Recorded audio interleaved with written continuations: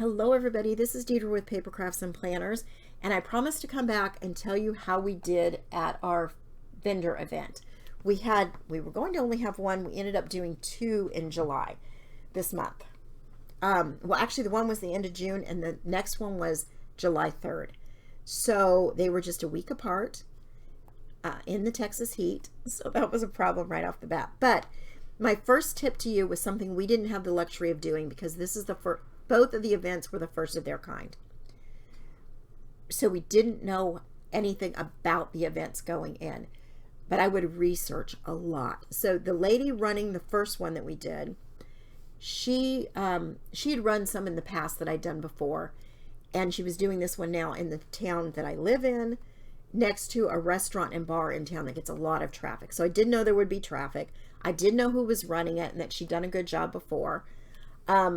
But I didn't know what to expect as far as the location doing a vendor event. I had no idea what to expect from that. But research, ask how many people are going to be there that do what you do. If you're a crocheter, how many people are going to be there with crocheted goods or scarves or whatever it is that you do, baked goods. You don't want it to be, overwhelmed. I see a lot of these when I go to them, that there are 4 chalk couture ladies and their signs look very, very similar and their prices are just about the same. So, I mean, for a customer coming in, I might as well buy from this one over this one. It doesn't really matter to me. Everything is the same. So I would research how many people doing what you do are going to be there. Also, what kind of traffic they've gotten in the past. The location. What are you going to need? Certain things. Do they require you to have, if you have to bring your own tent, which most of the places you do if they're outdoors, does your tent have to be white? Do they care about what color your tent is? I have a white tent because some places require that they're all white. They all look cohesive.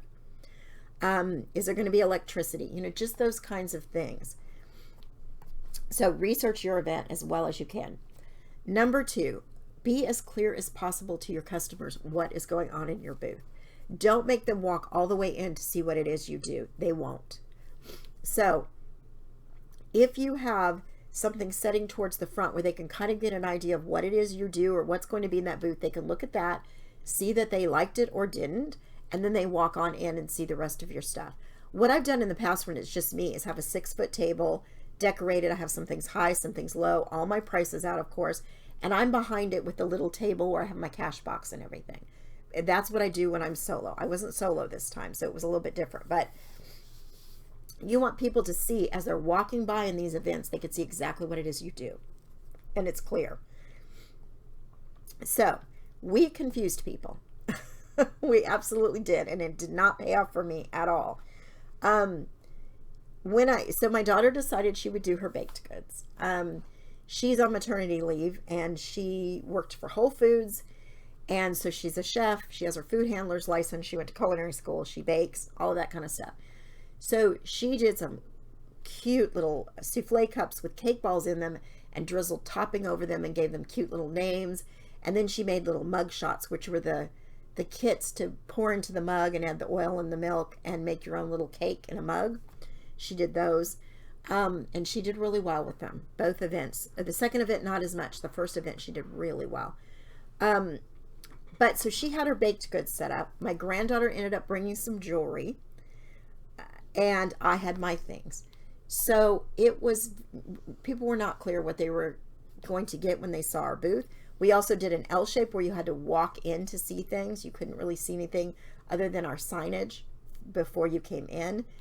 So that didn't do us any favors.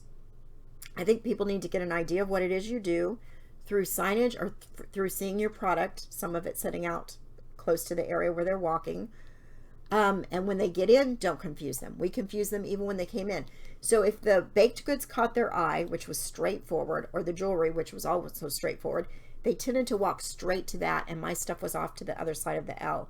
And sometimes people didn't even turn their head in that direction to look. So that didn't help me out any at all. Then the second event we went to, I think vendors were an afterthought for them. They just kind of wanted the $25 fee for each booth. And when we set up, we asked them, are people going to be walking in the front, the back?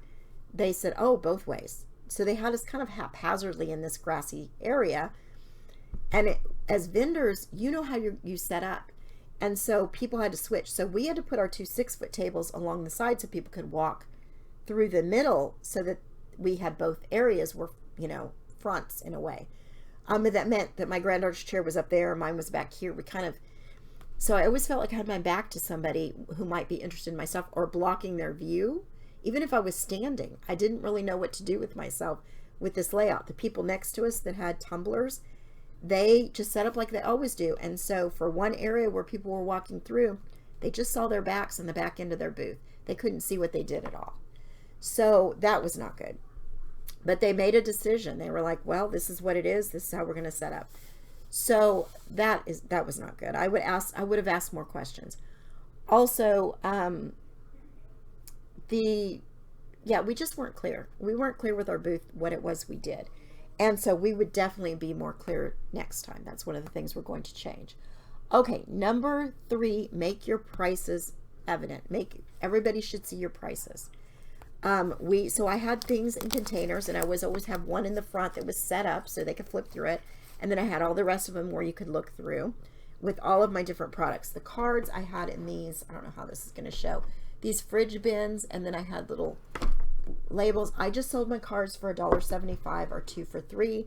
These are ones that I've made on YouTube videos, so they aren't anything fancy that I've done with card kits that I've especially taken a lot of time with, and so I was happy just to sell them for that. But we had pricing on everything, either those little chalkboard stand-up prices or those signs that have the little letters on them. You can push the letters in. We priced everything, and people like that. My granddaughter wanted to buy something at one of the other booths at the second event, and when she walked up, nothing was priced. She was going to walk off. I asked the lady how much the prices were for what she wanted, and she ended up buying it. It wasn't expensive, but she was going to leave because she couldn't tell the price. So it's really important to have pricing evident. It's also important to have different price points. My granddaughter had a little bin full of these little rings and some little bracelets that people could just shuffle through, and they were for $1, 50 cents or $1 each. And then her other stuff was packaged, like her earrings and things were packaged with little cardstock backs in bags with a little logo and the pricing on it and everything. But she had a little bin they could flip through that was just for $1. These are 2 for $3. These were $3. These were $18. So you can see I had different price points.